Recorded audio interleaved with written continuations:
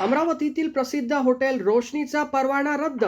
अन्न व औषध प्रशासनाची धडक कारवाई. अमरावतीतील पंचवटी चौकातील प्रसिद्ध हॉटेल रोशनीवर अन्न व औषध प्रशासनाने धडक कारवाई करत हॉटेलचा परवाना रद्द केला आहे.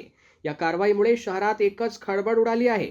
6 ऑगस्ट रोजी दुपारी सुमारे 1:40 एफडीएच्या देशमुख मॅडम यांच्या पथकाने हॉटेलवर अचानक छापा टाकला.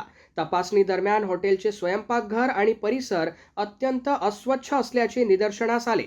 तसेच भांडी स्वच्छ धुण्याबाबतही गंभीर त्रुटी आढळल्याचे सांगण्यात आले. पंचवटी चौकातील हॉटेल रोशनी हे चहा, नाश्ता आणि मिठाईसाठी प्रसिद्ध असून दररोज हजारो बस प्रवासी आणि नागरिक येथे अल्पोपहारासाठी येत असतात. त्यामुळे या कारवाईची शहरभर मोठी चर्चा सुरू आहे.